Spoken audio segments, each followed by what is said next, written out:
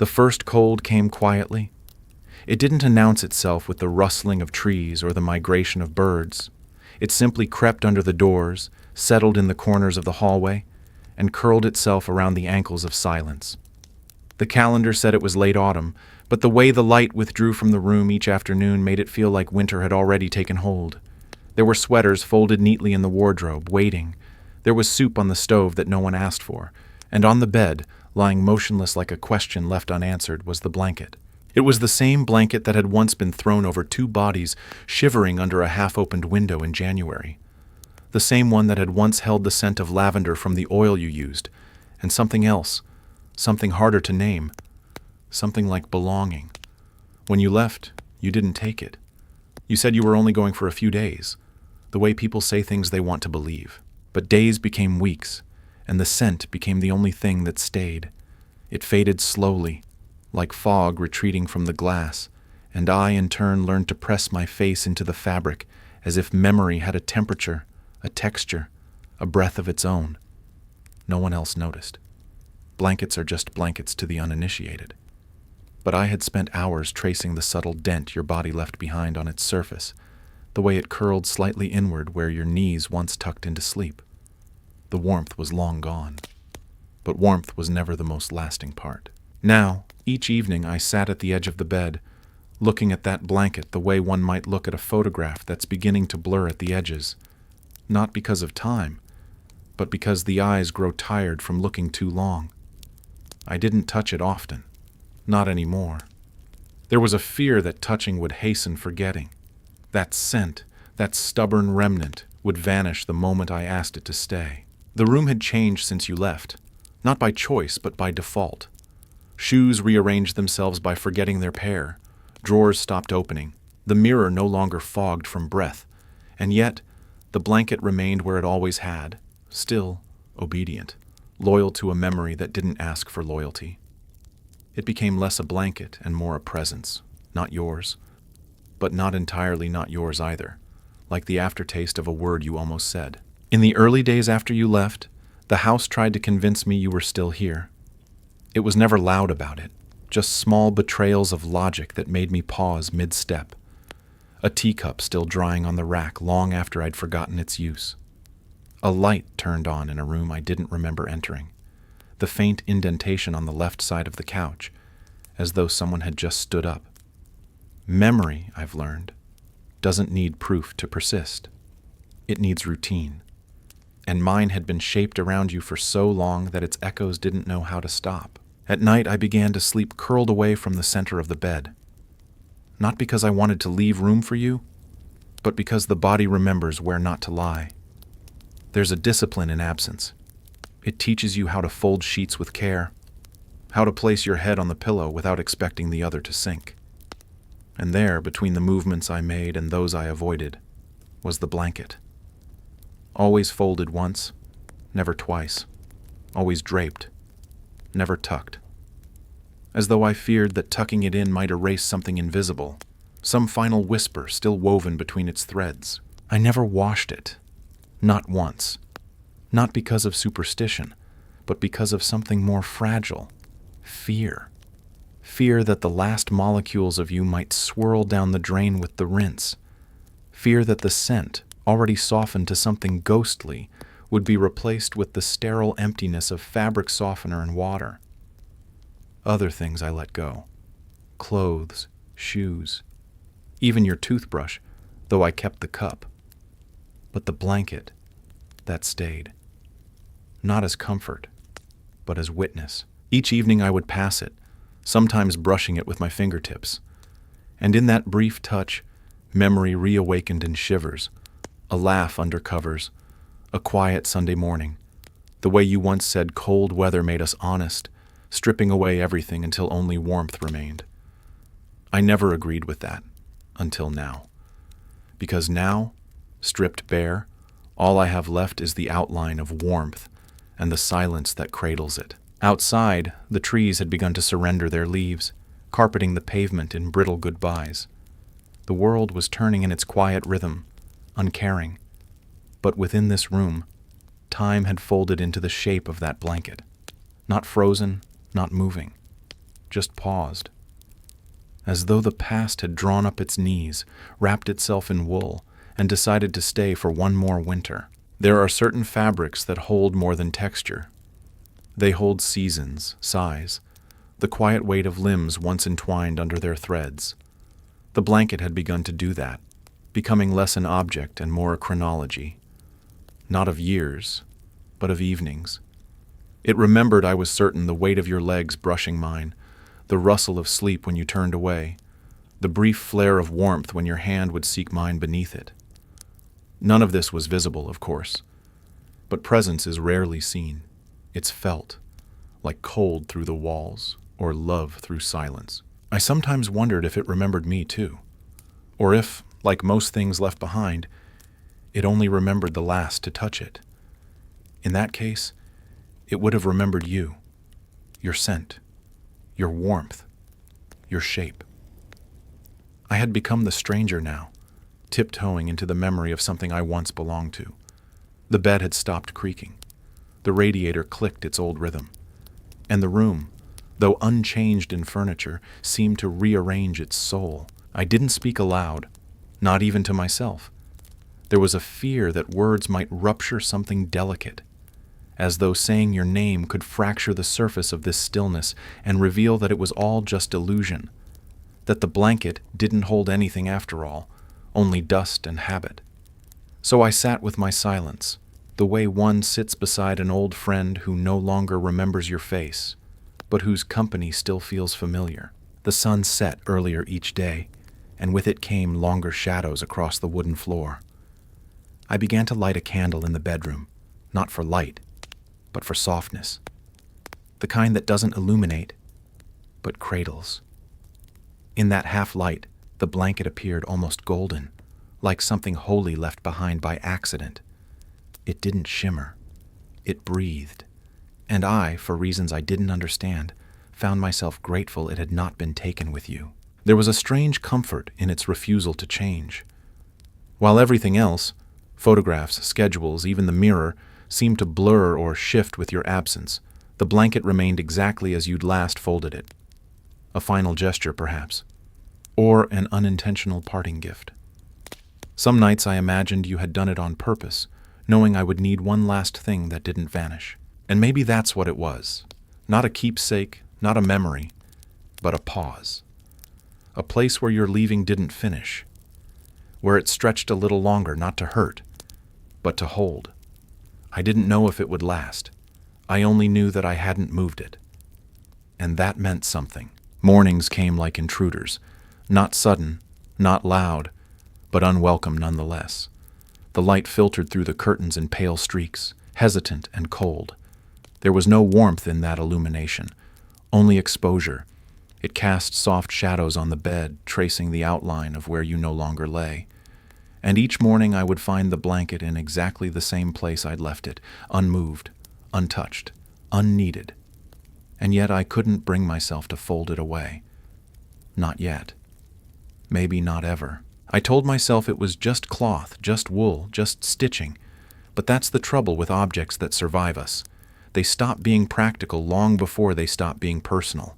A mug becomes a memory, a coat becomes a season, and a blanket, especially the kind shared between two bodies for years, becomes something else entirely. It becomes a keeper of warmth that outlasts the hands that gave it. And in that warmth, I found a small rebellion against forgetting. On some days I avoided the room entirely. I drifted through the rest of the house as though that door were sealed by grief itself. But grief doesn't wait for rooms. It follows, in the sound of a drawer closing too gently, in the smell of a scarf you once wore that still hung by the door, in the accidental use of plural when speaking to no one in particular. And so I always found myself back there, in that room, looking at the blanket as if it might eventually tell me what to do next. There were moments when I considered putting it away. A drawer, a box, the top of a wardrobe. I even touched its edges once, ready to lift it, but something stopped me. Not a voice, not a memory, but a sensation. The sense that to hide it would be to admit something final, that the chapter was closed, that the warmth it held no longer mattered, and I wasn't ready for that. I didn't know if I ever would be. Instead, I let it stay. Let it become part of the landscape of my grief, softening its outlines. It was no longer a comfort in the traditional sense. It didn't soothe or heal, but it anchored. It reminded me that something warm had once existed, and that it had lingered long enough to leave a trace. That trace was not loud. It didn't cry out for attention. But on days when the silence grew too sharp, it was there, like breath on glass. Barely visible, but unmistakably real. And so, each morning, I made the bed around it. Not over it, not replacing it, just around. A gesture that felt both ordinary and sacred. A way of saying, this happened. You were here. I was here with you. And the cold may come, but it will never take this from me. There is a kind of stillness that only certain objects understand. Chairs grow used to waiting. Clocks tick on without expectation. But blankets absorb. They take in the quiet sorrows that seep into the room when no one else is watching. They lie there day after day, asking nothing, offering only their presence. And sometimes that is more than enough. Sometimes that is everything. I began to notice how it had changed. Not just in texture, though the edges had frayed ever so slightly. Not just in weight, though it seemed heavier in my hands than it once had. No, it was something else, something invisible, something that pulsed just beneath the surface, as if it had soaked up the ache of each passing day and held it quietly in its folds, not to burden me, but to share the weight. I never asked it to. But grief, when it settles, finds places to rest, and that blanket had become its chosen pillow. Sometimes I would sit beside it, not touching, just near. I would drink tea without tasting it, listen to the wind rattle the windows. Let my fingers trace circles into the bedsheet beside it, like a habit my hands had learned before my mind caught up. There was no ceremony in this, no ritual, just the gentle repetition of presence. The way we used to lie beside each other in silence, not needing to fill it. In rare moments, I found myself smiling, faintly, without reason. A memory would surface. The way you once bundled yourself into that blanket with theatrical shivers, pretending the cold was unbearable just to coax me closer. Or how you insisted it be brought on every winter trip, as though it were part of the family. It was one of the few things we agreed on without argument, that this blanket was not just warm, but ours. And now, that shared ownership echoed with an ache too gentle to flee from. It surprised me how the smallest detail could unlock an entire evening. The way the fibers caught the golden hour light, or the way it folded into itself when I left the room. As if it missed me too. That thought, irrational as it was, made the ache feel almost welcome. Because it meant something still waited, something still remembered, something still warmed, even faintly, when the world outside turned colder than I was prepared for. By the end of each day, when the light retreated and the room grew quiet again, I would turn toward the bed and find it there, unmoved. And in that steadfastness, there was a mercy. It didn't ask me to forget. It didn't ask me to move on. It simply stayed. And in a world that kept changing, kept moving, kept leaving, its staying felt like a small, quiet act of love. It was on one of those blue-gray afternoons when the sky seemed to forget how to glow that I noticed the air had changed, just slightly. Not colder, not warmer, just quieter. The kind of quiet that doesn't come from absence, but from something settling into place. And I realized I had stopped waiting, not for your return. That hope had unraveled slowly, tenderly, in the days that followed your leaving, but for something else. Perhaps for the hurt to leave with you, perhaps for the silence to become bearable. And maybe it had. The blanket remained, folded loosely at the end of the bed, no longer a shrine, no longer a wound, just a part of the room, familiar, honest, and still quietly scented with a trace of you that I no longer feared would fade. Because what was left now wasn't just memory. It was presence reimagined, woven not into the fabric, but into my rhythm, into the way I turned down the bed, the way I walked slower past the bedroom door, the way my hands, without thinking, smoothed its surface each night, not out of grief, but of habit, reverence perhaps, a kind of soft promise. I no longer traced the outline of your imprint in the folds. I no longer pressed my cheek into the fabric hoping to conjure the scent. I had stopped searching, not because I had forgotten, but because I had finally accepted that some things stay, not through force, but through grace. This blanket stayed because I allowed it to, because it became less a tether and more a thread, connecting what was to what is. Outside, the leaves had mostly gone, and the sky flirted with snow. The windows fogged more easily now, as if the house itself was sighing into winter. I stood at the window longer these days, not waiting, just being. Behind me, the room breathed gently, and on the bed, the blanket waited for no one. It simply existed, quiet, still, holding nothing but itself. And that, somehow, was enough. There are no grand conclusions in loss, no moment where the heart announces its healing with fanfare.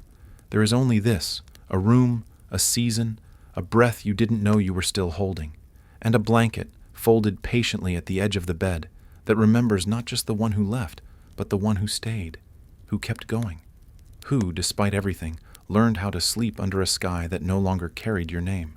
It's strange, the way scent outlasts touch. Even after warmth has gone and the fabric has cooled, something lingers, something invisible yet persistent, like a shadow you can't outrun. For a long time, I believed it was in my head, that the scent was a memory trick, conjured by longing, by habit, by the ache of familiarity. But every so often, without intention, I would catch it, faint, unprovoked, unmistakable. The air above the blanket would bend slightly, as though stirred by the ghost of your skin. And in that moment, the room would contract around me, not painfully, but completely, like being embraced by something I could no longer hold. I tried not to lean into it. I tried not to go searching, but scent has a way of calling us back. It doesn't knock or speak. It drifts. It arrives in the quiet spaces between distractions, curling through the cracks of ordinary moments. Folding laundry, opening a drawer, walking past the bed without thinking. And suddenly, I was back there, back in the winter where your arms still existed, where your sweater draped over the edge of the chair, where your shampoo left traces on pillowcases and your cologne softened the corners of the room. But now, there was no shampoo, no chair, just the blanket, and the stubborn echo of a scent that refused to fade. I wondered if I should preserve it, wrap the blanket in plastic, hide it from air and time. But that felt like imprisonment. You never believed in keeping things frozen. You let books get dog-eared, photos fade in sunlight, recipes get stained with use. You believed wear was proof of life. So I left the blanket as it was. I let it breathe. I let it change. And in doing so, I discovered that the scent didn't belong to the fibers alone. It had made a home in me too.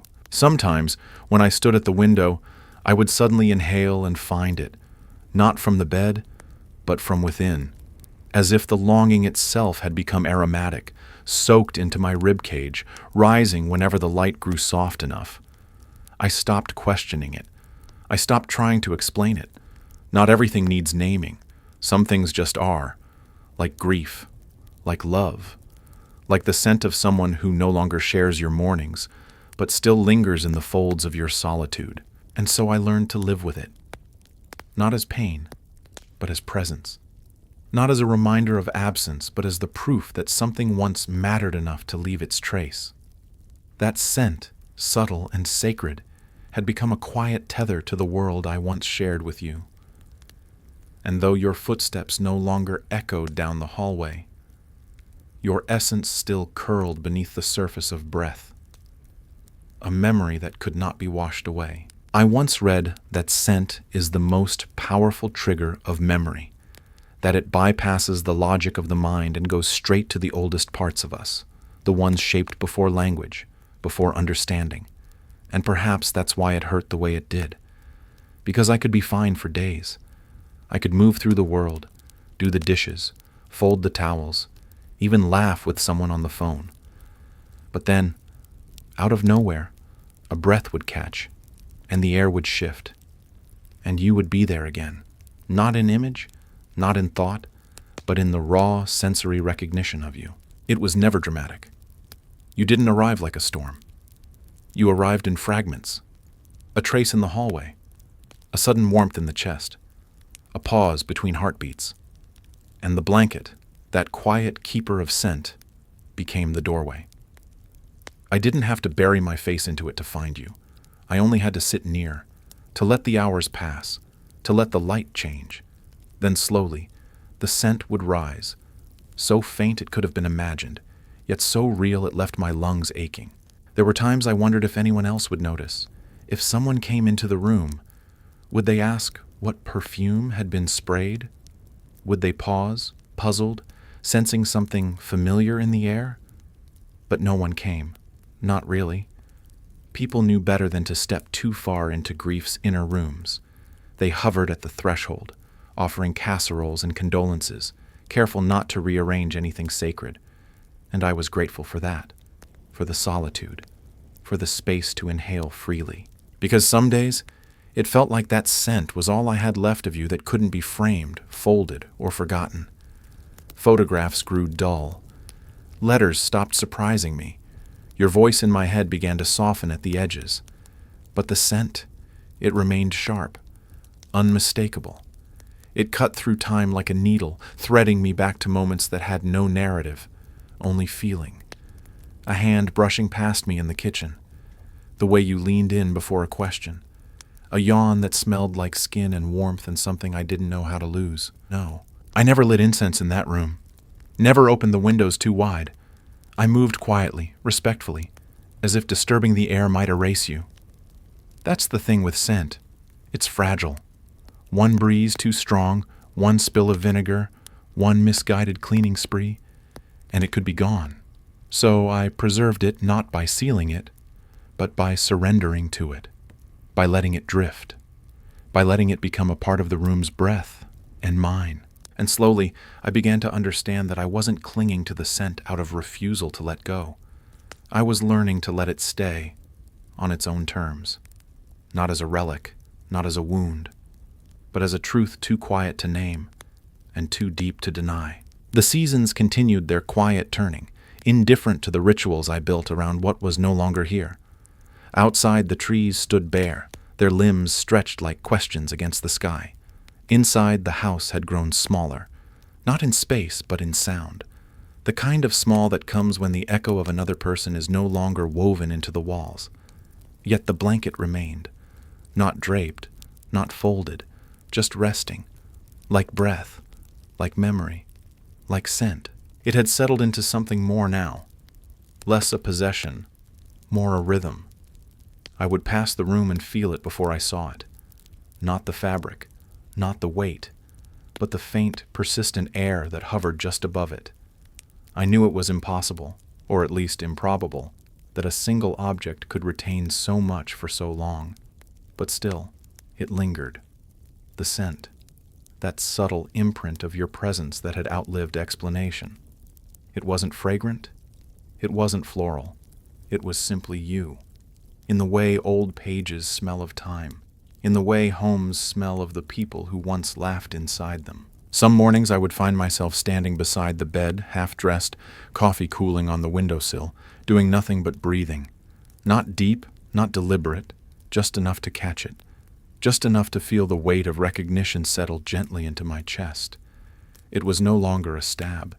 It had softened into something rounder. A quiet pang that no longer bruised. Instead, it reminded me that something had been real, that something had stayed. Grief, I found, does not scream forever. It whispers, it adjusts, it sits beside you without needing to be acknowledged. And the scent, that final, fragile note of you, had become its voice, not pleading, not mourning, just being. It didn't demand attention, it didn't interrupt, but it returned always when I least expected it. On laundry days, on nights when sleep came late, On evenings when the sky turned the same color it had the day you left, I sometimes worried what would happen if it disappeared.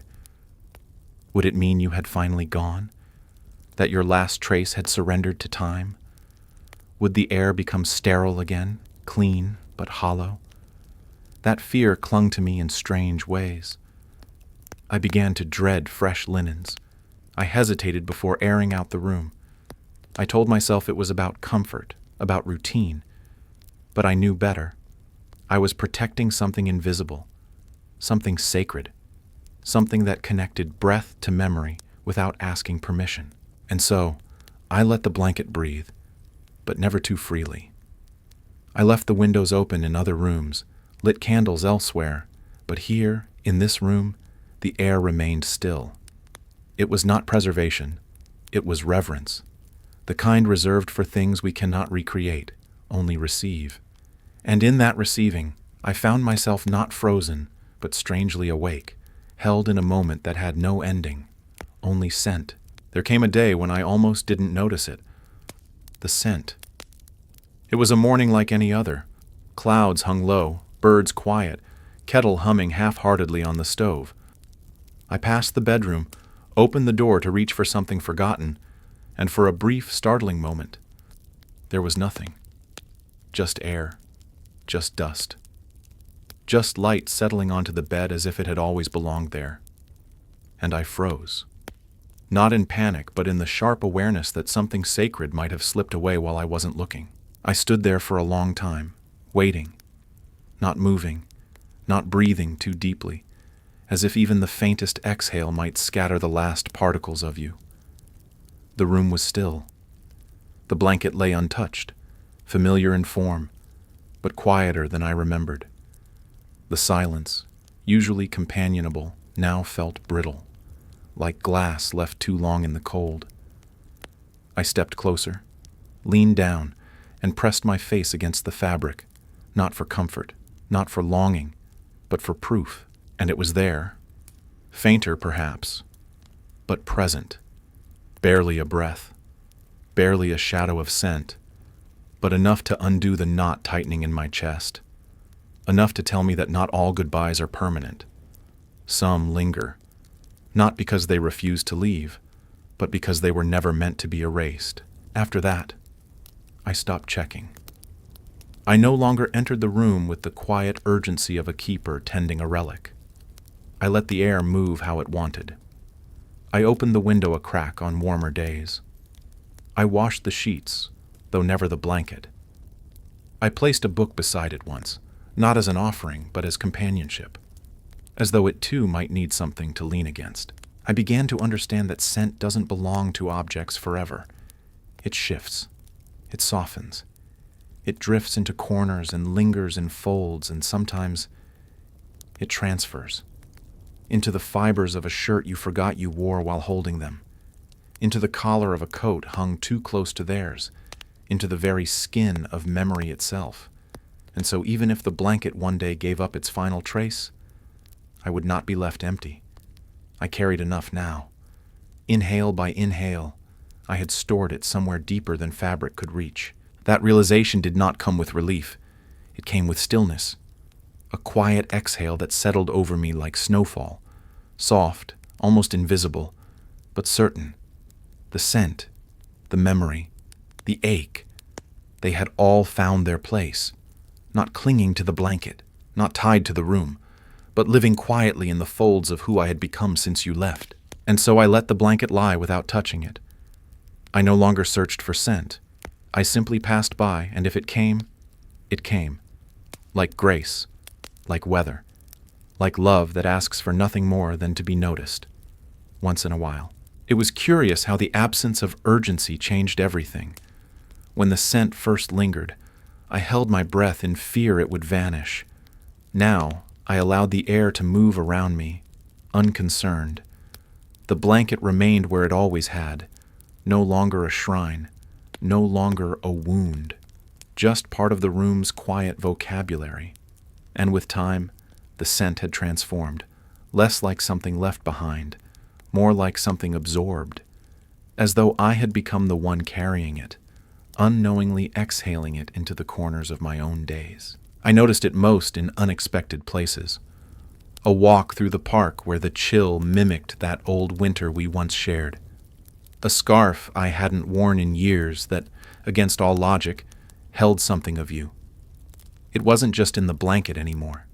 It had outgrown containment, like memory does when it has ripened beyond grief.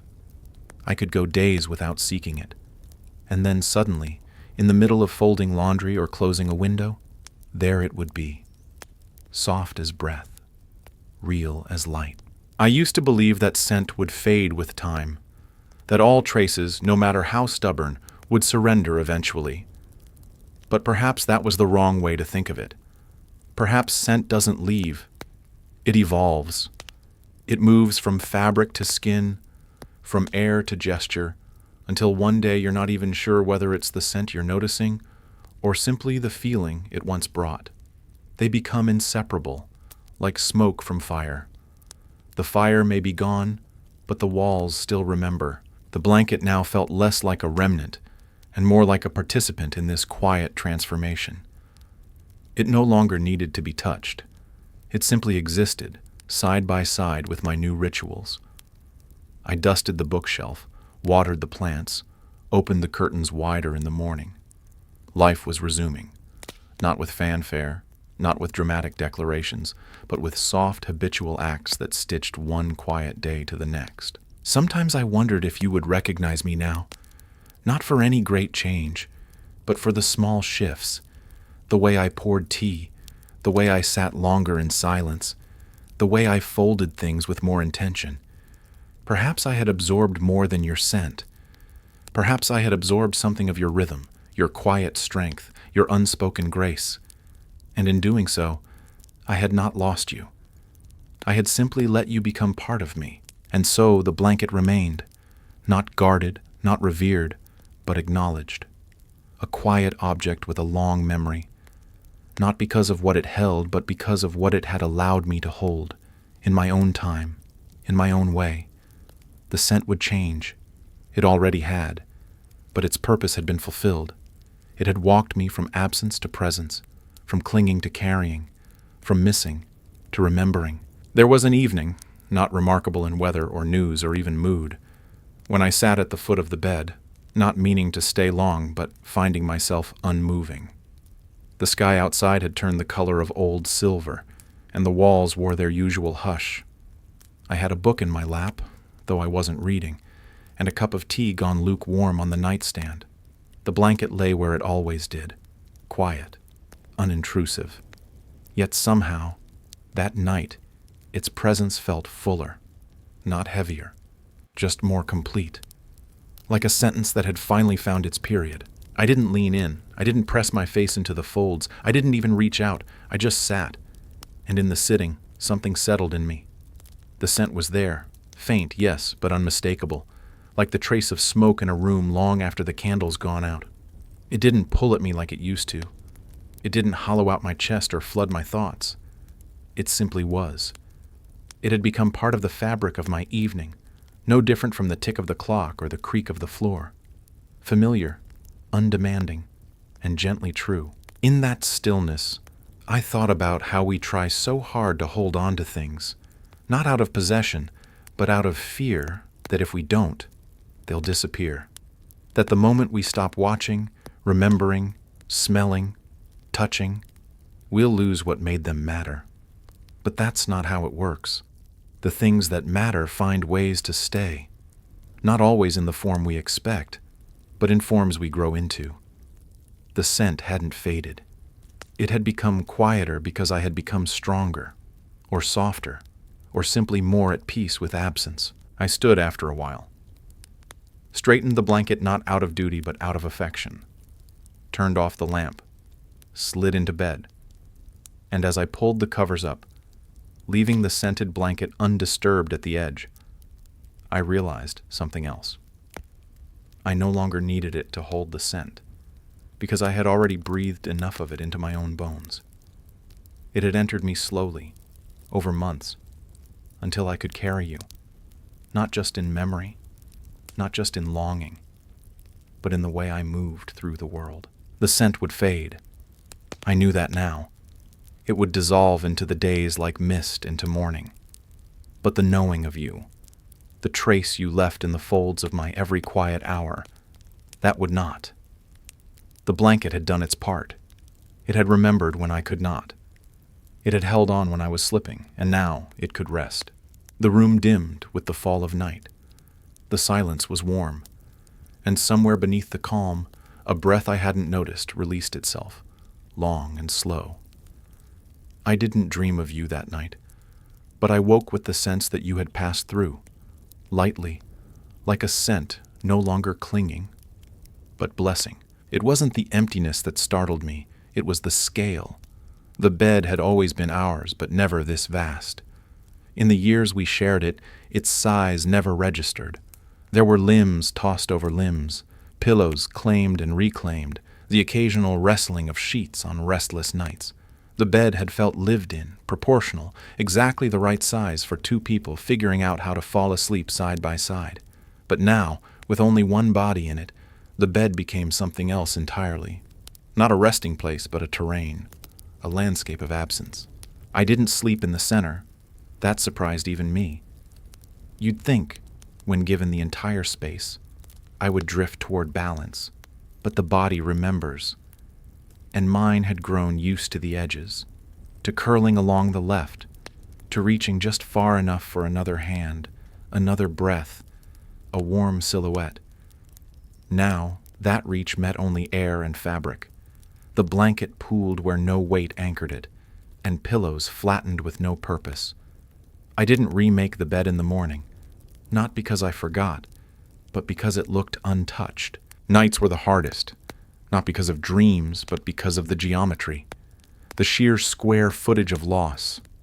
I would turn in my sleep and wake to find no resistance, just more space, no rustle of another turning body, no sigh into the pillow beside me, just stillness, the kind that didn't soothe, the kind that echoed. There were times I'd lie still, eyes open in the dark, not quite mourning, not quite remembering, just measuring the distance between where I was and where you had once been. I thought of getting a smaller bed, a practical solution surely, something more fitted to a single frame, but the idea felt brutal, like cropping a photograph or closing off a hallway. The bed wasn't too big. My life had become too quiet for its dimensions. I began instead to rearrange the meaning of space, to think of the empty half not as absence, but as room. Room for breath, for stretching, for returning. Not a vacancy, but an invitation, though I didn't know to what. Still, some nights I'd wake in the middle of the mattress, disoriented by the freedom. The kind of freedom that feels more like drifting than peace. I'd shift back to the edge out of instinct, not comfort. The bed didn't fight me. It held me, generously, without asking why I refused its offer of center. Maybe it knew. Maybe the bed, like the blanket, understood that grief has a shape, and that shape sometimes clings to borders before it dares to soften. The mornings offered no correction. The bed remained the same, wide, undisturbed, expansive in a way that felt less luxurious and more unearned. I began to avoid looking at it directly upon waking, as if eye contact might provoke a wave of something I wasn't prepared to meet. Instead, I moved gently, careful with sheets, with silence, with breath.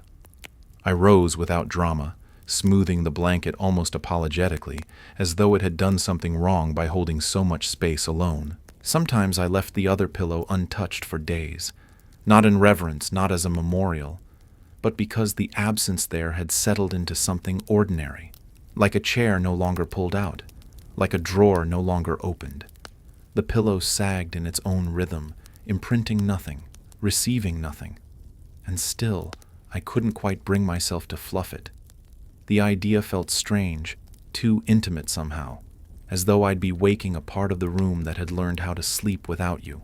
It became clear to me that the bed had memory, not of events, not of stories, but of shape.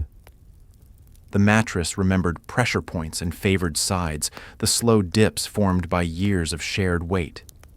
Even now, It sloped slightly toward where you used to lie, as if hoping you might return to correct its posture.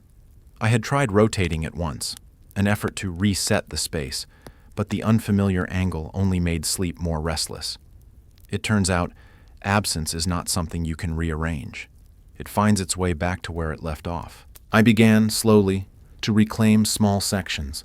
A book placed where you used to keep your glasses. A sweater tossed lazily across your side instead of mine. Not declarations, just gestures, soft assertions of continued life. Some nights, I found myself drifting farther toward the center without noticing. I'd wake with an arm splayed into the middle, or a leg tangled where yours once had been. And though the realization stung at first, it no longer felt like betrayal. It felt like exhalation. The bed had not grown. I had simply shrunk in your absence, curled inward, folded small around memory. Now, without noticing, I was beginning to stretch again. Not fully, not confidently, but enough. Enough to feel the width of things not as punishment, but as possibility. I wasn't filling the bed. I was exploring it. Tentatively, quietly, like a new language spoken under one's breath before it's believed. And maybe that's what healing looked like. Not a sudden leap into wholeness, but a slow uncurling toward unused space. Letting yourself lie in the middle, not because the loneliness is gone, but because it no longer controls where your body believes it's allowed to rest. There were evenings when I would pause at the doorway, unsure whether I wanted to enter the bedroom at all, not because of fear, but because of the quiet gravity it held. The rest of the house had become manageable, familiar corners softened with light, routines stitched into time like threads holding a fabric together. But the bedroom was different. It remained unchanged in its stillness, untouched in its proportion. And the bed, always the centerpiece, looked back at me like a mirror, wide open and unflinching. And I had started to sleep diagonally without meaning to, a leg thrown carelessly across where your knees once bent, an arm stretching into the cool silence of your half.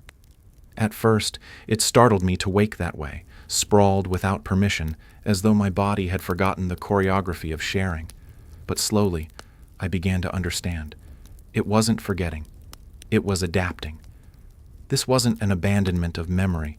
It was the beginning of remembering differently. The sheets no longer creased the same way. Without your restless turning, your laughter muffled by pillows, your midnight shifts from back to side, the fabric lay still, too still. And in that stillness, I learned to listen to myself again, to the way my shoulders settled, to the way my breath slowed, to the way solitude wasn't always silence. It could be rhythm, too, a softer one, quieter, but alive nonetheless. There was a particular night, I remember, when I lay in the center of the bed deliberately. No drifting, no accident. I placed myself there, unsure if I was being brave or foolish. The mattress felt foreign beneath me, the ceiling unfamiliar from that angle. But as the minutes passed, I realized I wasn't waiting for anything.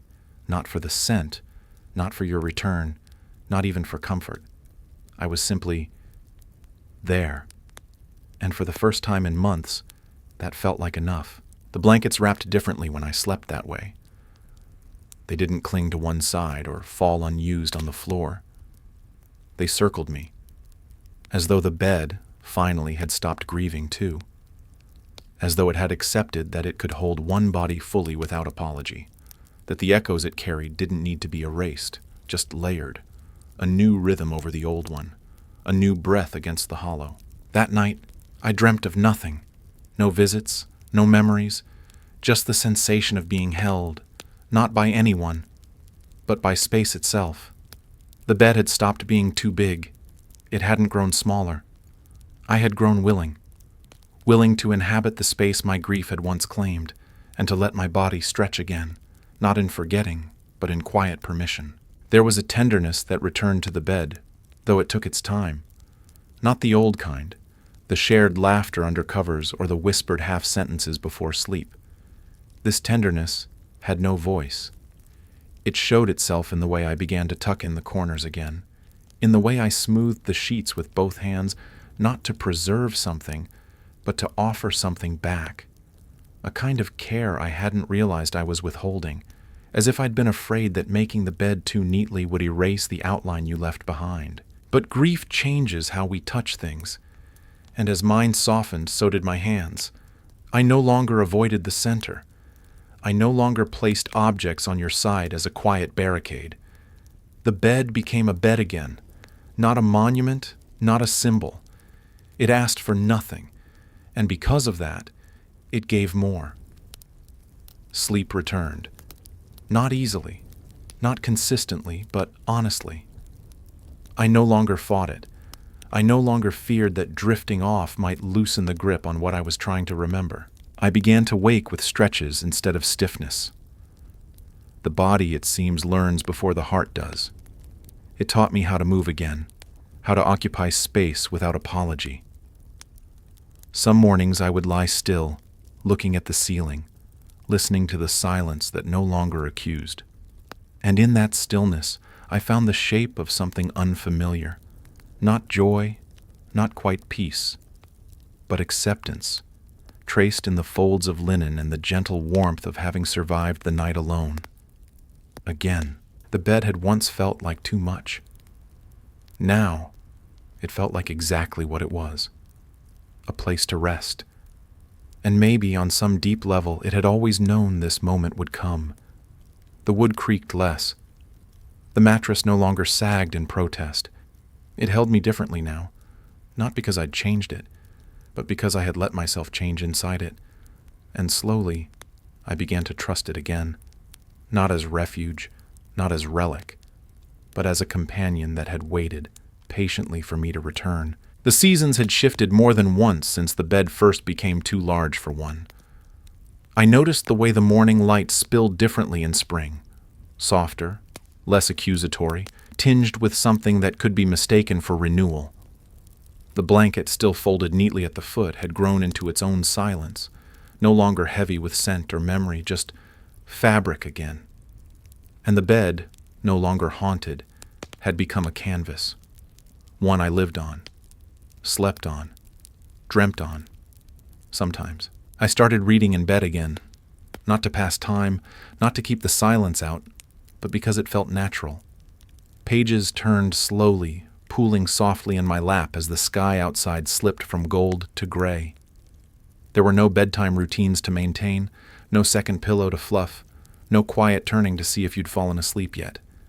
And in that freedom, something unexpected grew. Comfort. Not the kind we speak of when paired with another body, but the deeper, quieter kind that comes from belonging to your own company. I still lay on the left side most nights. Some habits root themselves deeper than memory, but I no longer felt confined there. The rest of the bed welcomed me if I needed to sprawl, to turn, to dream in diagonals, and every once in a while, I woke up to find myself across the middle, arms open, legs splayed, not lonely, not searching, just there, occupying all that had once felt too wide. The dreams had changed too. They no longer pulled me backward. They wandered forward, toward gardens I hadn't visited, faces I didn't know, rooms not yet furnished. And in those dreams, I sometimes caught a glimpse of myself, older perhaps, but lighter, carrying no one, needing no proof, just breathing, just being. And when I woke, it wasn't with sadness, but with a kind of quiet awe.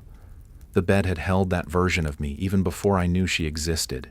There is no ceremony to this kind of healing, no final moment where the bed feels small enough, just right. It remains wide. It remains generous. But now, when I stretch out at night, I do so not to fill it, but to honor it, the space it offered, the patience it kept, the truth it never asked me to confront until I was ready. And in doing so, it gave me something I didn't know I'd needed, the permission to take up space again, my own space. One morning, without thinking, I made the bed entirely, pulled the sheets tight, fluffed all the pillows, tucked the corners the way you used to like them. There was no meaning behind it, no epiphany, no symbolism, just movement, just care. And when I stepped back to look at it, I didn't feel anything break. No wave of sorrow, no resistance, Just a quiet nod from somewhere inside, as if a part of me had finally exhaled after holding its breath far too long. The bed looked different. Not because it had changed, but because I had stopped expecting it to offer what it no longer could. It wasn't the past. It wasn't memory. It wasn't you. It was a bed. And in that simplicity, it became sacred again. Not because of what it reminded me of, but because of what it now gave. Rest, refuge, return. There are still nights when I roll toward your side and feel the echo of something tender. Not pain, not longing, just the gentle tug of a life once shared. I don't flinch anymore. I let the memory pass like wind through curtains, brief, cool, and gone before it settles. The bed no longer tries to hold on. Neither do I. And perhaps that's the truest intimacy. Learning to stay where someone else once was, not to replace them, not to chase them, but to honor that they were ever there. The bed had taught me this. Day by day, dream by dream, it had stretched with my sorrow and narrowed with my healing, never asking for thanks, never demanding closure, just holding, always holding. Now, when I lie down at night, I do so without hesitation, without scanning the emptiness, without bracing for the ache. I rest fully, not because I've moved on, but because I've moved inward. The bed is no longer too big. It's just the right size for someone who has made peace with presence and with absence. Someone who has learned that space is not what reminds us of who we've lost. It's what teaches us how to return to who we still are. It was the smallest drawer in the house, tucked neatly into the corner of the nightstand, just beneath the book I never finished and the reading glasses you never needed. A narrow piece of wood with a single brass handle, dulled by time, smudged by fingers that no longer pressed against it. Of all the things you left behind, that drawer was the only one I hadn't touched. Not out of reverence, not out of ritual. Just resistance. Quiet. Irrational. Stubborn resistance. In the early days, I told myself I didn't need to open it. There were no urgent papers inside, no missing items, just the things you kept close. Lip balm, loose coins, a pen that had run dry, receipts folded too many times to be read. I could picture it perfectly, even without seeing it. That's the thing about drawers. We fill them with the unspectacular, and yet they become sacred by proximity. They gather what's ordinary until it becomes irreplaceable simply because it was touched. Some nights, I reached for it without thinking, only to stop short, fingers grazing the brass handle, then withdrawing as if from something too hot. Not from fear of what was inside, but from what might no longer be. What if the scent was gone? What if the items had shifted? What if the drawer, when opened, felt just like any other drawer in any other room? And so, it remained closed, sealed by hesitation, held shut by all the questions I wasn't ready to ask. I dusted around it carefully, never letting the cloth skim the edge of the handle. I set a small dish of lavender nearby as if scent could guard it from time, and for months, the drawer became a presence in its own right, a closed breath, a sealed thought, a moment waiting for permission.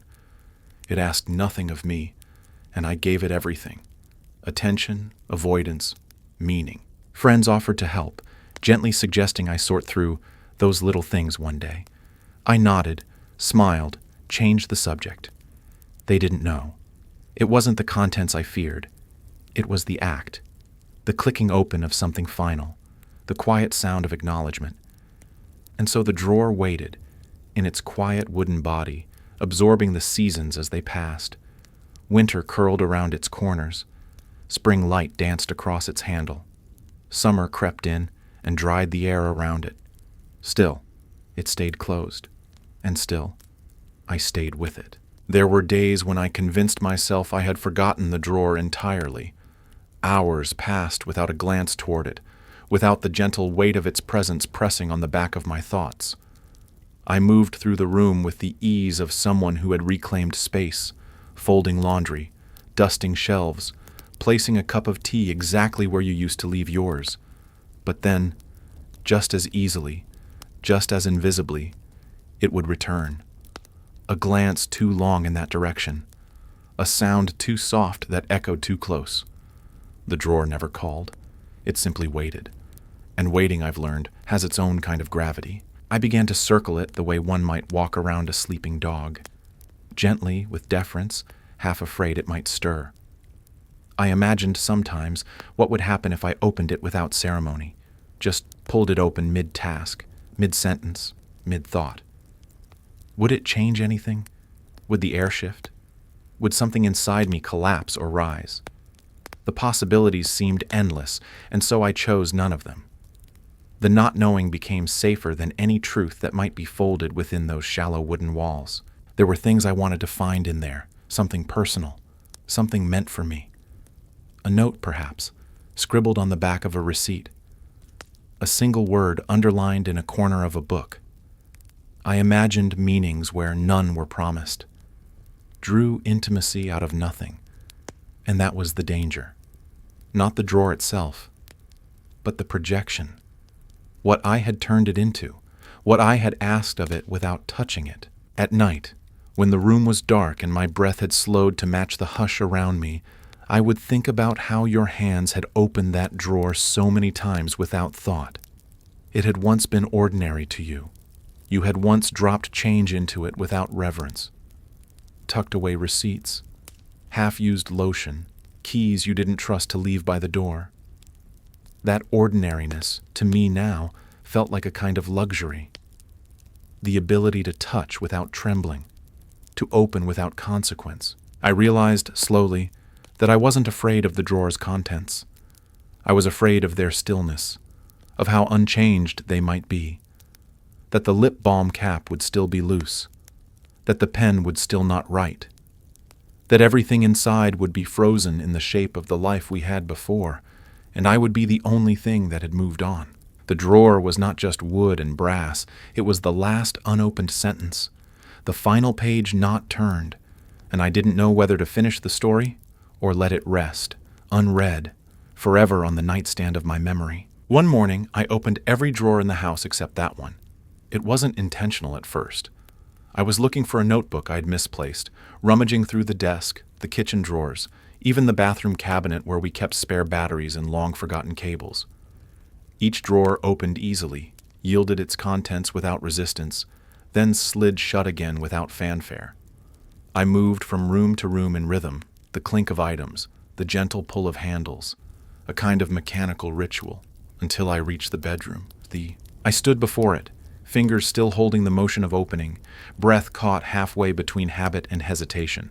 The little brass handle glinted faintly in the light, as if amused by my indecision. I didn't move, just stood there staring at it, while the rest of the room waited with me. I thought for a moment that I would do it, that the momentum of my search would carry me over the threshold of fear and into the soft landing of curiosity. But my hand dropped. The silence deepened, and I turned away. Later that day, I found the notebook inside a bag I hadn't used in months. But the drawer lingered, not as guilt, not even as sadness, just presence. Like a book left open to a page I wasn't ready to read. It became clearer to me that this wasn't about memory. It wasn't about grieving what had passed or clinging to what remained. It was about control, about having one corner of the world that I could choose not to enter. In a life where so much had shifted without my permission, the drawer remained my choice. That evening I lit a candle near the nightstand. Not deliberately, just part of the soft light I'd grown accustomed to during quiet hours. The flame flickered gently, casting shadows across the wood grain, outlining the edges of the drawer like a frame around an unopened letter.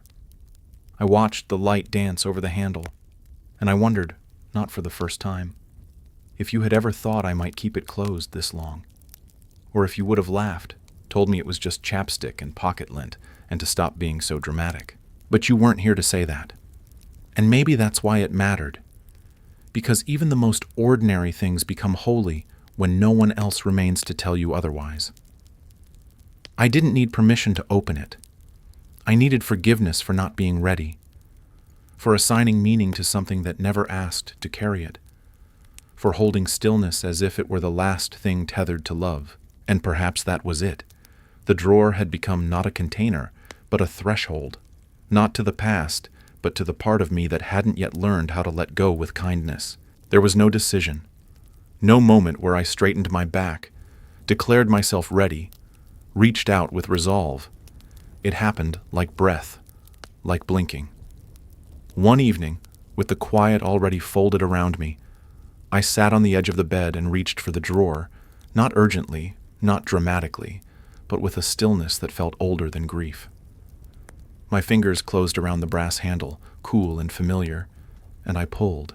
It opened easily. There was no swell of emotion, no rush of scent or memory, just the soft scrape of wood sliding against wood.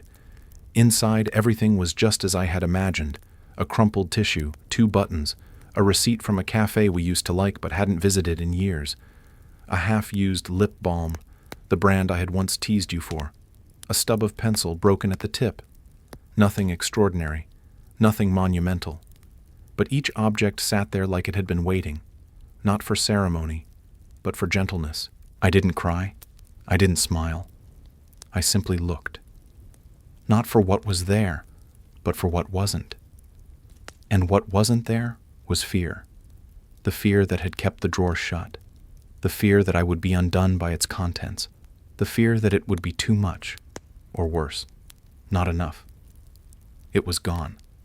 In its place, a calm I hadn't expected. Not because the drawer offered comfort, but because it no longer held power over me. It was no longer a shrine. It was simply a drawer. I ran my fingers across the inside gently, not to touch, but to feel. The wood was smooth in some places, splintered in others. The back corner had a small chip. You had once jammed it closed too hard and cursed under your breath, annoyed that something so small could break so easily. I had laughed then. Now I just nodded, remembering not the words, but the shape of your frustration. How even your exasperation was quiet. I closed the drawer slowly, not with reluctance, but with care. It clicked into place with the softest sound, like a sentence that no longer needed punctuation. And for the first time in many months, the room felt whole again.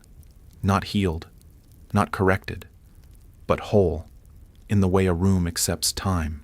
In the days that followed, I didn't return to the drawer. I didn't need to. Its mystery was gone, but not its meaning. It had given me what I didn't know I was waiting for. Not closure, but clarity. That the things we resist most are often the quietest places in ourselves. That love doesn't vanish when a drawer is opened or a scent fades. It lingers in what we dared not face, and finally did. I began to move through the bedroom with more ease. I placed a fresh notebook on the nightstand. I added a small lamp with a warm shade. I even moved the chair slightly, just a few inches, to let more light fall on the corner where the drawer lived. These were not gestures of cleansing. They were invitations for air, for rhythm, for life to return, not all at once, but piece by piece. What surprised me most was how ordinary it all felt. I had spent so long building a fortress around that tiny space, convinced it held something too fragile to touch. But it had waited with quiet patience. Not out of sacredness, but out of simplicity. It had never demanded protection. I was the one who hadn't known how to meet stillness without flinching. Now, when I passed by, I sometimes rested my hand on the drawer's surface, not to open it, not to revisit, but as a way of saying, "I'm here, and I see you." And the drawer, in turn, seemed to respond with the same. I was always here, and I held what you could not. It made me wonder how many things I had left closed in my life. How many moments, memories, words were tucked away because I thought I couldn't survive the weight of their unfolding. But this small, silent drawer had taught me otherwise. It had shown me that opening is not the same as breaking, that returning does not mean being undone. And maybe that's what mourning quietly asks of us, not to release everything all at once, but to turn gently toward what we've feared, to make room for it, to sit with it. And then, when the time comes, to open the drawer, not for answers, not for comfort, but simply because we can. Eventually, the drawer became part of the furniture again. Its presence softened into background, its story folded into the rhythm of the room. I didn't forget it. I simply stopped needing it to mean so much. It was no longer the gatekeeper of grief or the symbol of waiting. It was just wood and brass and a shallow space that once held a deeper silence. And in that quiet acceptance, something shifted. I found myself letting go. Not of you, not of memory, but of the idea that memory must be preserved in untouched places. You didn't live in that drawer. You never did. You lived in how I watered the plants more gently now, in how I folded the towels a little neater, in the way I let the morning light touch my face without turning away. That's where you stayed. The drawer hadn't saved anything of you, not in the way I once hoped. It held no revelation, no message, no forgotten letter scrawled in your hurried hand. And yet opening it had revealed more than any object could. It had shown me what I was carrying, what I was avoiding, what I was finally ready to release, not with force but with understanding. I still open it sometimes, briefly, almost absently, to tuck something inside, a receipt, a note, a coin. My things now. The drawer has room for the present. And perhaps that is the most sacred transformation of all, not to be a place frozen in time, but one that allows time to move again, to breathe, to collect new meaning without overwriting the old. So I let it live. Not as a museum, not as a wound, but as a quiet participant in the life that continues. The drawer I couldn't open for months is now simply a drawer. And that is not a loss. That is a return. For a long time I measured life by distance from you. Not in miles, but in days. How many mornings since you last brewed the coffee? How many evenings since your shadow flickered past the hallway mirror? How many Thursdays since the last time your shoes rested by the door? Grief, in its quiet arithmetic, counted everything. Even the things I didn't mean to remember. Especially those. I never wrote them down. I didn't need to. The body keeps its own calendar. It remembers the way light looked on the first morning you were gone. The weight of silence at the dinner table the first Sunday after. The strangeness of a birthday cake with only one wish blown into the air. I wore those days like layers. Not heavy, just constant. A quiet ticking behind the routine. Wake up, breathe. Another day without. And another. At first, counting was a kind of anchor, proof that I was still here, still surviving. The number grew, and with it, something like endurance. Each day added to the line between then and now, a line I hoped would one day feel less sharp, but it never softened. It simply receded into the background, like a hum you stopped noticing. Or so I thought. It happened slowly, then all at once. I was in the kitchen, rinsing a pear under the tap. The window was open. Birds sang without urgency. The light was soft, slanting across the floor like a memory that meant no harm. I looked up at the clock not to check the time, but to admire the way the second hand moved, calm, uninterested in grief. And then I realized I didn't know what day it was, not the date, not how many days had passed, not how long it had been. I froze, not in panic, but in awe. For the first time since you left, I had not measured, I had not marked, I had not mourned by the number. The day had arrived like any other, and I had entered it freely, without the weight of subtraction.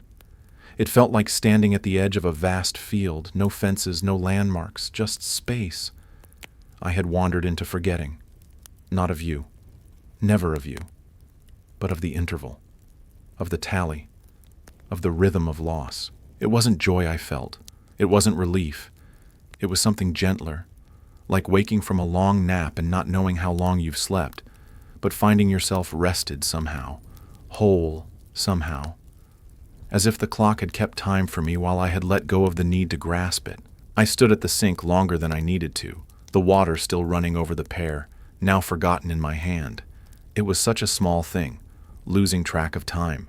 People do it every day, but for me, that slip was monumental, not because I had forgotten you, but because I had stopped holding grief like a calendar. For so long, It had been my way of honoring you, keeping the count, never letting a single day pass without recognition. But on this morning, the day had arrived without asking to be marked, and I had let it. When I turned off the tap and placed the pear on a plate, the room felt different. Not lighter, not brighter, just quieter, as if something long clenched had finally relaxed. The walls no longer leaned in. The floor no longer echoed your absence with each step. There was a stillness that wasn't emptiness, a calm that didn't feel like surrender. It was as though time had very gently taken me by the hand and led me into a room I hadn't dared to enter. A room where grief didn't live in numbers. I made tea without the usual pause between actions. No lingering beside the cupboard, no long stare at the teaspoon. I sat by the window with the cup in both hands, the steam rising like a ribbon through the sunlight. I sipped slowly and let the silence be company rather than reminder, and that's when I knew something had shifted, not in the world, but in me. I was no longer counting the days as a way to keep you close. I was no longer afraid that time would take you further away. You were already inside the time I lived. That afternoon, I walked to the post box down the street.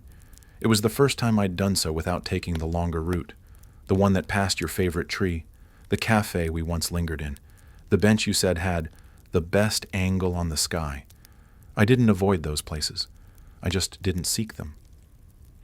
My legs moved toward the most direct path, not out of denial, but out of ease. I no longer needed to walk in memory's footprints to feel near to you. You had become part of my stride, not the destination. When I returned, the house welcomed me not with echoes, but with breath, as if it too had been waiting for me to loosen my grip on the days. I set the mail on the table, washed the empty cup, folded a blanket. Simple things, ordinary things, but done without the weight of measurement. For the first time in what felt like forever, I moved not in reaction to grief, but in rhythm with life. That evening I opened a book and read more than a single page. I didn't trace the sentences with longing, searching for reflections of you between the lines. I didn't pause after every paragraph to stare at the wall or touch the corner of the blanket you once used. I just read. Absorbed the story like a sponge left too long in the sun, grateful to be full again. It wasn't escape.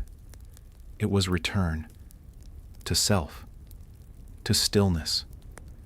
To a world that did not revolve around memory, but made room for it quietly, in the margins. Later, as I prepared for bed, I noticed the calendar on the wall still displayed last month. The date circled in red, the one I had marked every year since you'd gone, had passed without notice. I stood there, toothbrush in hand, staring at that quiet circle. Not with guilt, not even with sorrow, but with something like awe. I had missed it, let it drift by like any other day, and I was still standing, breathing, living, not in betrayal, but in balance. There was a time when I believed forgetting would mean losing you, that the erosion of dates, of rituals, of precise memory would somehow erase the weight of your presence. So I held tight to the anniversaries, the minute details, the daily markings of absence.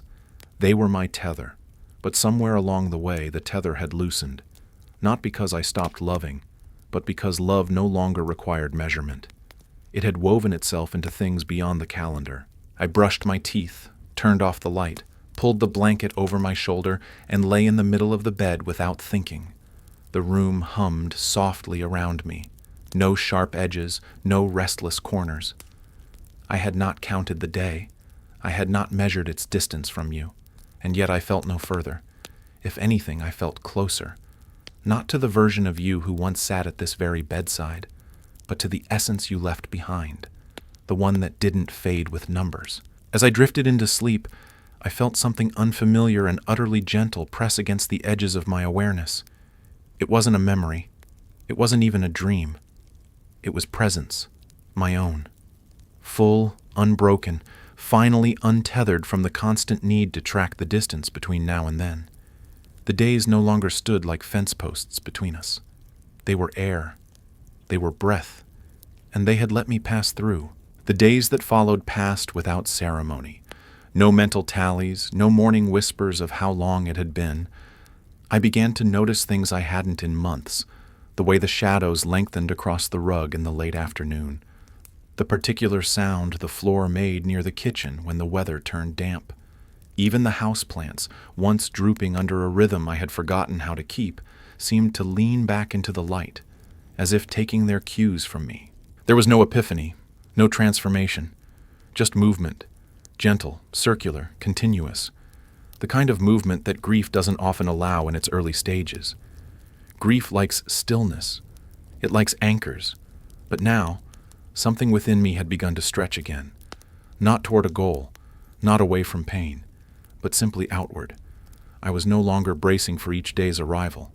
I was meeting it with the softness of someone who had stopped expecting it to hurt. I still remembered. Of course I did. You were not gone from me. Only the urgency of your absence had faded. I found you in odd places. The rhythm of my footsteps on a quiet street. The way I stirred honey into tea, always clockwise. A word I used without thinking that had once been yours. You were everywhere and nowhere, and I was learning to live with both truths. One morning I passed the mirror in the hallway and didn't startle at my reflection. For months, I had looked like someone I didn't know, a version of myself built from quiet collapse. But now, something had softened. My shoulders weren't pulled as tightly. My mouth, once a closed door, had settled into something almost open. I hadn't smiled, not exactly. But I had stopped pressing my lips together in defense. And maybe that was enough. Not joy, not resolution, just relief. The kind that arrives when you finally realize the weight you've been carrying has shifted without your noticing. That you've stopped counting the days not because they don't matter, but because you've begun living inside them again. I began writing again. Not every day, not out of habit, but when something nudged me gently from within, I'd sit with pen in hand and let the words arrive without instruction. They weren't letters to you, not anymore. They were notes to the sky, observations, fragments, lines that didn't need punctuation. I wrote about the birds, the sound of rain on the roof, the way a neighbor's laughter spilled out into the afternoon and reminded me that the world was still full of things that made sound. In those quiet writings, you appeared, sometimes in the curve of a sentence, sometimes between pauses, but no longer as ghost, no longer as ache. You had become part of my language, not its subject, a gentle thread through whatever I was weaving, and I didn't need to name you to know you were there. That, in itself, felt holy. People stopped asking how many months it had been. Perhaps they sensed the shift in me, or perhaps they too had forgotten. And instead of sadness, I felt gratitude. Grief had made me crave precision, dates, timelines, anniversaries, but healing had made me crave presence. I didn't want to be measured anymore. I wanted to be, fully, quietly, and without the ticking of time defining the shape of my days. I spent an afternoon in the garden, pulling weeds, humming without melody. The soil was damp, soft under my nails. I remembered how you once told me that dirt under fingernails meant you'd touched something real. I smiled at that, not because it hurt, but because it didn't.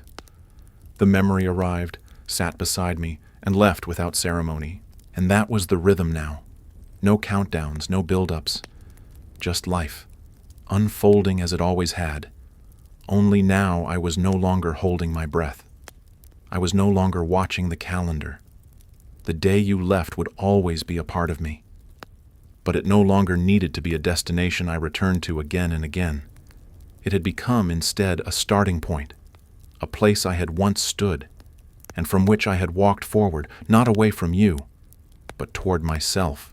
There came an evening, quiet, unremarkable, when I realized I hadn't thought of the number in weeks. I couldn't tell you exactly how many days it had been, and the remarkable part was, I didn't try to calculate it. I simply let the not knowing rest. It didn't press. It didn't sting. It simply sat with me like an old friend who no longer needed to be introduced or explained. I lit a candle, not because the day called for remembrance, but because I liked the scent. I curled into bed with a blanket. Not the one that used to carry your warmth, but another, softer one I had picked out on a day that didn't matter. I drifted into sleep not with a clutch of thoughts, but with the ease of someone who had stopped asking her grief for direction. You hadn't faded. You hadn't disappeared. But the parts of me that once lived only in the space you left behind had grown roots elsewhere, in quiet mornings, in steaming cups of tea, in the way I open the windows now and let the breeze enter without expecting it to carry your name. And maybe this was what healing looked like. Not the forgetting of days, but the surrender of their power, the freedom to let time pass without needing to define it, without needing it to stand still and witness how much I missed you, because missing you no longer needed proof. It was in the way I lived, not the way I counted. That night, I slept with both arms across the bed. And when I woke, I didn't check the calendar. I didn't reach for a memory. I simply breathed. And in that breath, you were there. Quiet, weightless, no longer measured. Just presence. Just peace. There is a moment, long after grief has loosened its grip, when you begin to wonder what you've become without it. Not in loss, but in what's left. The quiet arrives slowly, like fog that forgets to leave, and at first you brace against it, unsure whether it's silence or absence dressed in softer fabric. But then, somewhere between waking and sleeping, you realize this quiet is yours now. Not empty, not waiting, just still. And you have lived long enough inside it to call it home. I didn't notice when the quiet changed, when it stopped feeling like the space where you should be and started feeling like the space where I could be, fully, gently, without measuring myself against memory. It wasn't a decision. It wasn't a revelation. It was something more honest, a slow, tender becoming, a kind of peace that didn't erase the ache. It just allowed it to settle somewhere deeper, somewhere it no longer needed tending. I carried you into that quiet, but not the way I thought I would. I didn't carry the last words, or the scent, or the texture of your voice against the hallway wall. I didn't carry the dates, or the drawer, or the echo of your footsteps. I carried smaller things, lighter things, the way I now water plants without rushing, the way I fold towels into thirds instead of halves, the pause before I answer the phone, the softness in my tone when speaking to someone who seems lost, even if only for a moment. These things, subtle, unnoticed by anyone else, are the pieces of you that remained, not because I clung to them, but because they changed the shape of me, quietly, permanently. And when I move through the house now, when I fill the kettle or straighten the framed picture that leans slightly left, I don't do it to preserve anything. I do it because this is how I live now, with care, with stillness, with room for absence and presence to sit side by side. The quiet no longer asks questions. It doesn't whisper "what if" or echo back the shape of your name. It simply holds. It holds the hours I no longer mark, the meals I eat alone without ceremony, the walks I take without retracing our steps. And in that holding, it teaches me that survival was never the end of the story, that healing is not the absence of grief, but the presence of something softer growing around it. There are still moments when memory surprises me, not with pain, but with precision. A smell in a stranger's coat, a piece of music played too softly in a cafe, the shadow of someone's posture as they wait for a bus. These glimpses don't knock me over the way they once did. They arrive, nod politely, and take their place beside me for a moment, as if to say, "We remember too." And I nod back, grateful they still come without demanding to stay. I used to think the only way to honor you was to keep everything the same, to keep the chair in its place, to leave the photo untouched, to carry the ache like a candle I wasn't allowed to let burn out. But the quiet taught me otherwise. It showed me that honoring isn't in preservation, it's in transformation, in letting what once was take root in what now is, not because one replaces the other, but because one makes the other bearable. Now, I speak more gently, not out of fragility, but out of understanding. I let people finish their sentences. I give space for silence. I offer a chair even when no one asks. These are not grand gestures. They are echoes of how you used to live, of what you left behind in the small corners of a life. I don't tell others where these instincts come from. I don't need to. The quiet knows. The quiet carries it with me. There is a window I open more often now. It faces east. The morning light there is slow, deliberate. It doesn't flood the room. It spills, inch by inch, the way healing does. I sit there with tea, sometimes with nothing else but breath. And in those still moments, I feel a kind of companionship that asks for nothing, proves nothing. I don't think of you as being lost anymore. I think of you as having settled into a different kind of presence, one that doesn't depend on remembering or retelling or reliving. And in that I have softened too, not in weakness, but in permission. I've learned how to live without waiting, how to wake without bracing, how to love what is here without needing it to be what was. The quiet has become the room where all versions of myself are allowed to sit, the grieving one, the healing one, the one who forgot to count the days, and the one who, at last, no longer needs to. I no longer organize my days around what's missing. The space you once filled has not been sealed off or filled in. It has become part of the room's design, a gentle curve in the air, a breath-shaped hush between movements. It doesn't call attention to itself. It doesn't demand to be named. It simply exists, and I've stopped trying to reshape it. I've learned to move with it, like one walks through a familiar doorway, not out of nostalgia, but out of understanding that some absences are never meant to close. People sometimes ask if it gets easier. I never quite know how to answer. The truth is, it doesn't get easier. It gets quieter. The loss softens its edges, finds new corners to rest in, and you stop flinching when it shifts. You learn its weight. You learn how to carry it without looking down all the time. And eventually you realize you're walking farther than you used to without noticing the drag behind you. That's not forgetting. That's adapting. I've begun to notice the quiet in others too. The way some people pause before they speak. The way their eyes linger on an empty seat. The way they smile with something folded underneath. It's made me gentler with strangers, more patient in lines, more willing to sit in silence without needing to fill it. I don't ask what they've lost. I just let the stillness between us hold it quietly, like the earth does with so many roots we'll never see. There's a basket now by the door where I place small things I used to leave scattered. Keys, gloves, notes to myself.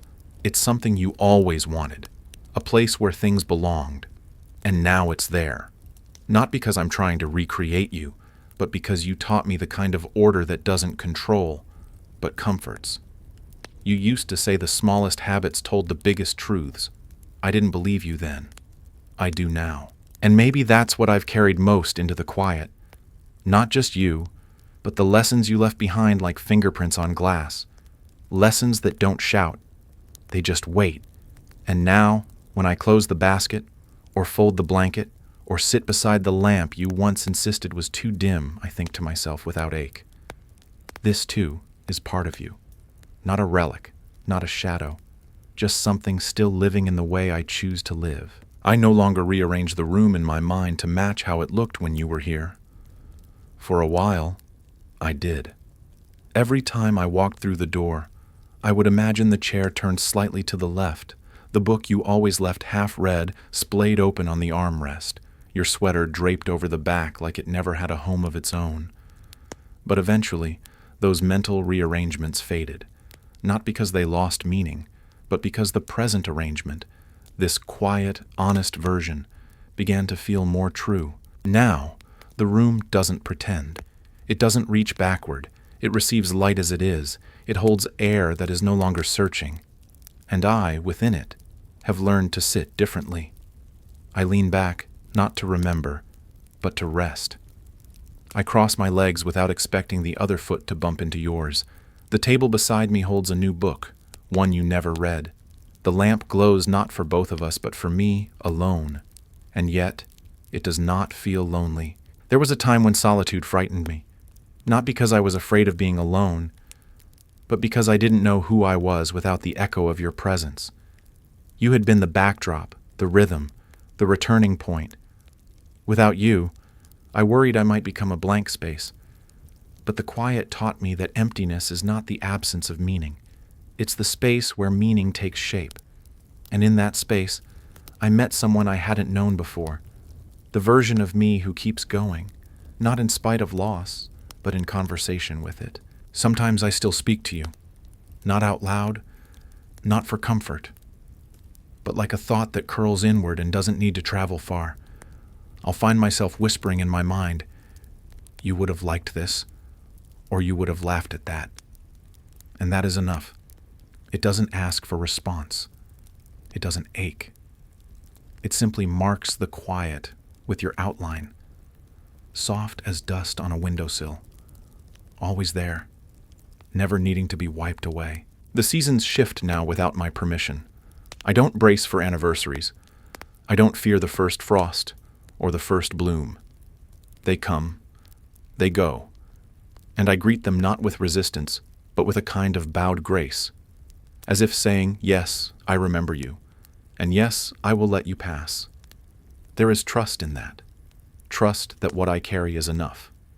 That I no longer need to clutch or chase or circle what once was. The quiet has become a mirror. It does not reflect what is missing. It reflects what remains. And in that reflection, I've started to see not just you, but me. Changed. Weathered. Still here. There's a coat I still wear sometimes. Yours. It's too big in the shoulders and the pockets are torn at the edges, but on colder mornings I slip into it without thinking. It no longer smells like you, not really. The fabric has given in to time and the scent it held has faded into something more neutral, something less evocative. But I wear it anyway, not to summon you, but because it fits a part of me that no other garment seems to touch. A part that remembers warmth, not as temperature, but as gesture. Once, I thought I would need to keep everything of you intact, untouched, unmoved, suspended in its last known position. But now, I understand that love isn't in the holding. It's in the continuing. I've let go of so many things, not out of forgetfulness, but out of gratitude. Your old boots, worn at the heels, a half-written grocery list, a scarf that unraveled at the ends. I didn't keep them all. I kept the way you moved through the world, the way you waited for people to finish their thoughts, the way you closed drawers with your hip. These things live in me now, quietly, without effort. They shape how I reach for things, how I walk through doorways, how I pause before speaking. And isn't that a kind of immortality? Not the preserving of objects, but the quiet continuation of gestures that once belonged to someone we loved. The quiet has given me that. It asked for nothing and in return offered room, for breathing, for returning, for becoming someone who no longer needs to explain why the coat doesn't quite fit. The silence no longer startles me. It folds around me like dusk, gentle and complete. I walk through the house without glancing over my shoulder. I turn off lights without imagining you behind me. I close doors, open windows, wash dishes, all with a presence that is my own. Sometimes I wonder what you'd say if you saw me now. Not in sadness, just in wonder. Would you recognize the way I've changed? Would you understand that I carry you differently now? Not in grief, not in ache, but in the tilt of my head when I'm listening. The quiet I offer to others without asking them to fill it? Maybe that's what we become to one another in the end. Not echoes, not shadows, but shifts in the fabric of someone else's living. A coat worn in winter, a habit passed on, a stillness learned, a quiet carried.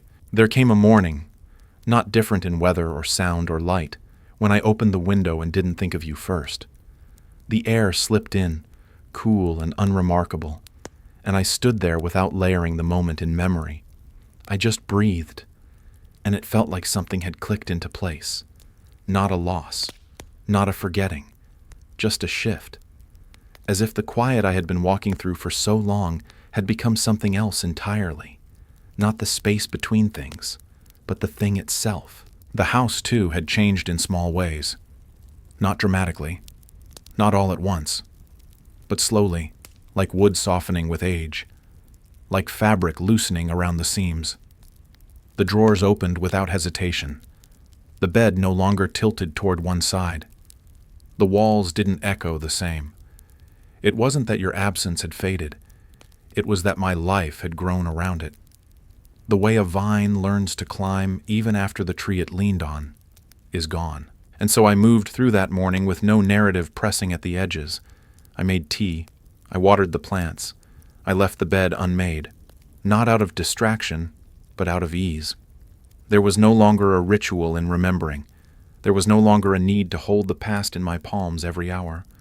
You were there, not in the tasks, but in the way I no longer resisted them, in the way I allowed life to be ordinary again. Grief had once been the loudest thing in the room. Now it was part of the furniture, present, familiar, but no longer something I tripped over. And love. Love had become quieter too, less urgent, less consuming. It didn't pull or ache or ask. It simply stayed, like breath, like light at the end of the day that doesn't insist on being noticed but still warms everything it touches. I didn't say goodbye. I never had. What I did instead was continue, slowly, quietly, and without ceremony. I let the days carry me. I let the silence teach me. And in that slow unfolding, I found something I hadn't known I was waiting for. Not closure, but continuity. A life where you are not gone but woven in. Not spoken of but lived through. Not mourned but remembered. Gently, naturally, without effort. And so I carry you. Not in the drawer I once feared. Not in the blanket I once clung to, but in the softest parts of me, in the kindness I offer without reason, in the pauses I allow, in the peace I no longer question. You are not behind me. You are not ahead. You are here, in the quiet I now call mine.